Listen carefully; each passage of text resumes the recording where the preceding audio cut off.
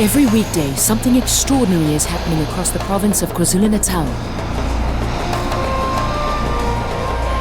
From north to south, east to west, over an area about the size of Portugal, doctors and specialists from a range of disciplines are being flown to the outer reaches of the province, where they are changing lives, saving lives. This is a partnership of the Air Mercy Service and the KwaZulu-Natal Department of Health in action. I must admit, I was one of the skeptics.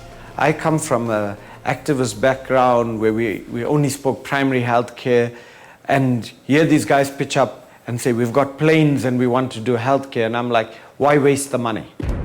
But Chairman of the Board, Kovan Naidu, soon changed his mind when a health economic study independently showed that the province in fact saved money through its partnership with the Air Mercy Service. Now to see the service there and see the kind of response we're getting from, even from government, from communities, from other organizations, from our volunteers, etc. It's just an amazing feeling.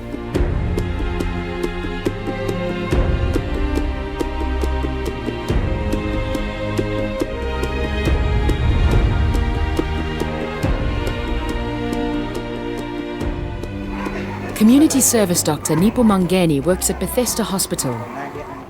It's a long way from anywhere, on a mountain in northern KwaZulu-Natal. There are no specialists here, and despite his inexperience, he must solve many difficult cases alone. Like I always say to my other colleagues, you become a master of everything. You become a doctor, a pastor, a counselor, almost even a teacher. In the pediatric ward, this young doctor is confronted daily by childhood killers like HIV, TB, and pneumonia. He often needs to refer to a specialist, and that is where the AMS partnership is boosting rural healthcare. The partnership with the AMS service is actually one of the brilliant initiatives that the department has had, because we actually can safely say that every citizen in this province has access to tertiary services. Dr. Jeroen van Lobenstein is a specialist pediatrician on his way to Bethesda Hospital. His skills support 16 hospitals in a district of 3 million people. His main focus right now is the reduction of infant and child mortality in his district. I think you must be a bit of an adventurous type. If you're like this really controlled person that really wants to spend exactly so many hours in a hospital, then you can't do this. Because it's always a surprise what the day is going to bring. Today is a good day at the pediatric ward. Dr. Mangeni has discharged many patients. But these babies are his difficult cases. Their condition is not improving, and he values the advice of this experienced pediatrician. We find that the community service doctors do not have supervisors. And therefore, if we have the flying doctor service coming through, they can then gain confidence as junior professionals, being taken and guided in the right direction. In the past, the number of children under 5 dying in rural areas like these has been too high. This is a mortality meeting, and these doctors and nurses are working together to understand how a child death could have been prevented. If you look at South Africa's situation, we really have to make a difference. We have been in an embarrassing situation as a country that we were only one of the 12 countries where the mortality rate went up in children under 5 years instead of down. So I think there's a good awareness, also with the current government, that we really must make a change. And at Bethesda Hospital, these meetings and data capturing are already beginning to turn the tide, as medical manager Dr. Kelly Gate explains. With the high HIV prevalence that we have, we're looking at sometimes up to 50% of the population HIV infected.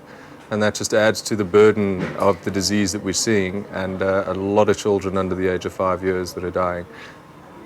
Since the introduction of these consultant visits, I've noticed there's a drastic drop and probably about a 50% reduction in the mortality with the regular consultant visits. We had the option of doing the conventional model of going in, do it, and feel good about ourselves and leave.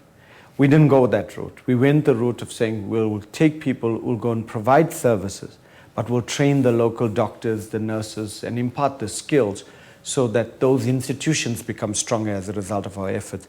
And I think that's built a lot of goodwill. At the heart of this operation are the pilots.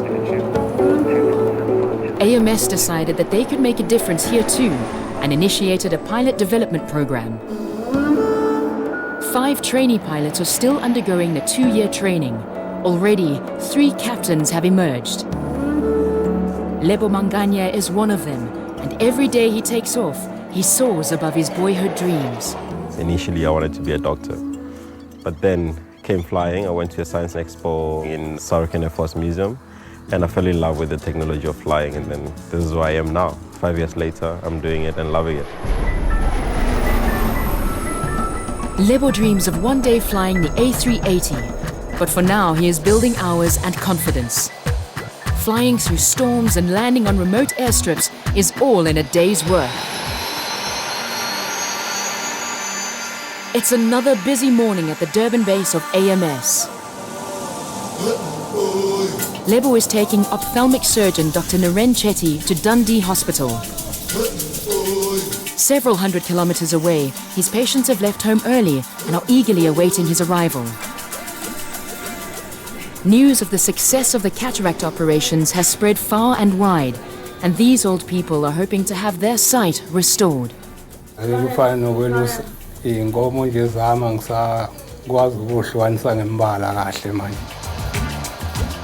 time Dr. Chetty's day is over, he will have performed almost a dozen cataract operations.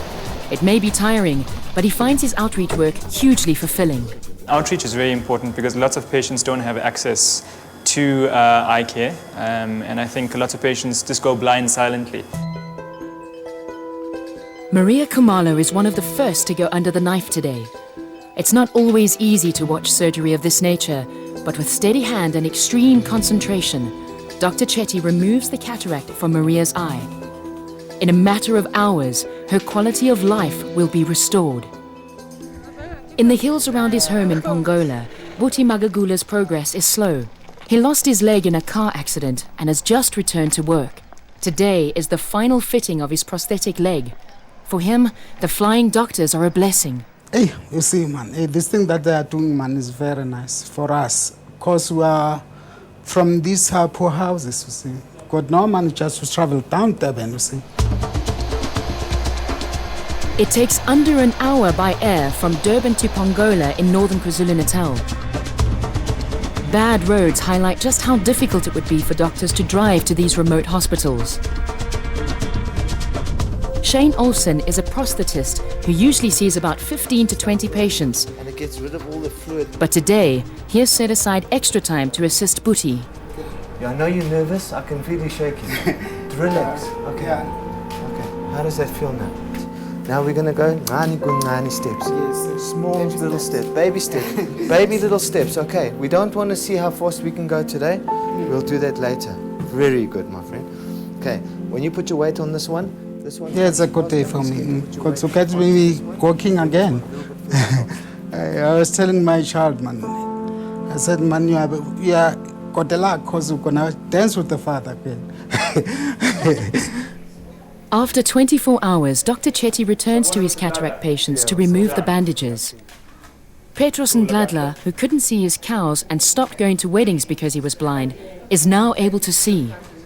The cataracts once blocking his vision are gone. Gertrude Zulu is overjoyed. And once again, Maria Khumalo will be able to see her pension money. How? Yeah, I think it's very rewarding. I think once you see things, it makes it all worth it, I think.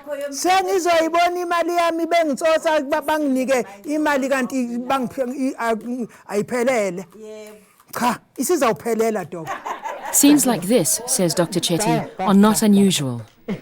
With HIV, many of those go-go's are now the breadwinners in their families. They are running households. You know, when you hear the stories behind the story, behind the smiles, those things actually make us more and more convinced that what we're doing is the correct thing and that we need to expand these programs and make them grow right across the country.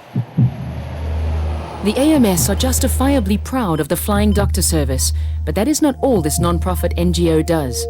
They also have a fully equipped 24-hour air ambulance, complete with a mobile ICU in 3 different provinces.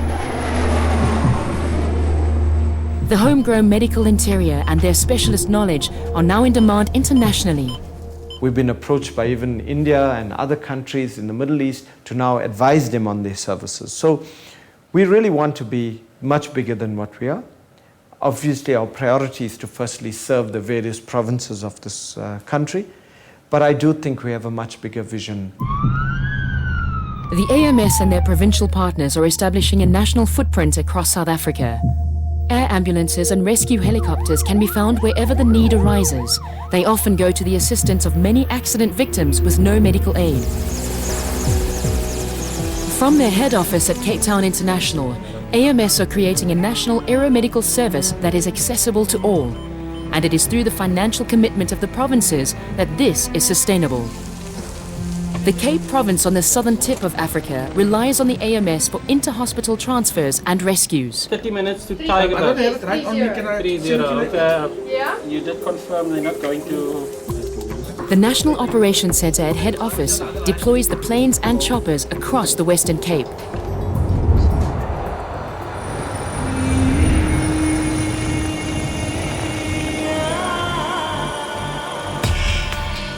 But weather can frustrate even the best laid plans. At Chapman's Peak, a man taking photographs has fallen to his death. Not knowing his fate, a friend has gone in search of him, and she is now trapped on the rocks far below. The Air Mercy Service has sent in the chopper, but high winds could smash it against the rocks. Undeterred, AMS send in their volunteer ground crew instead. Everybody that works at the AMS goes the extra mile to get to the patient to the most appropriate facility, to get them off the mountain, to rescue them, to give them the best possible medical care that they can receive. Lifting in 3, 2, 1. It's bittersweet for the AMS team, as one life is lost and another saved. Behind every rescue, intensive training takes place. The Air Mercy Service offers various training courses in aeromedicine to their crews, partner organizations, volunteers and the public across most of South Africa. 18 echo, 18 base, we've got a drowning in progress,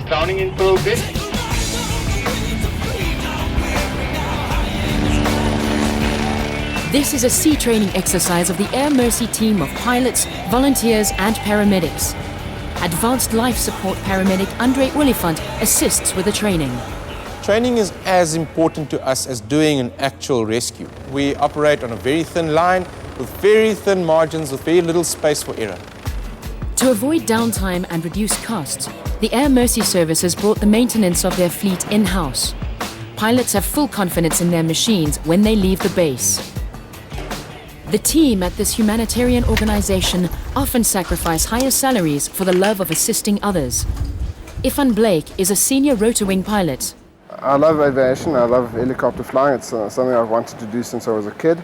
And I think the most rewarding application is saving people's lives. Evidence of the skill of these pilots can be seen in the mountains where they come perilously close to the cliff faces. In terms of rescue, there is no other organization, no other company aside from the Air Force in South Africa who is able to do the technical rescue that the AMS does.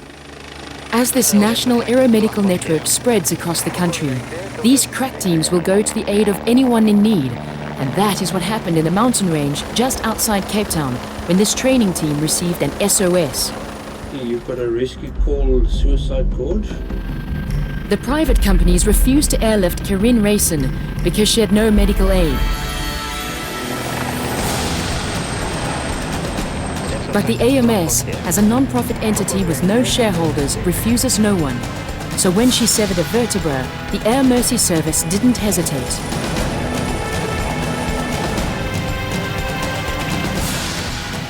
Rescues like these happen all the time thanks to the partnership and significant financial contribution from the Cape Provincial Health Department. I was just overwhelmed by their efficiency and professionalism. And I'm very grateful for the help they gave me that day.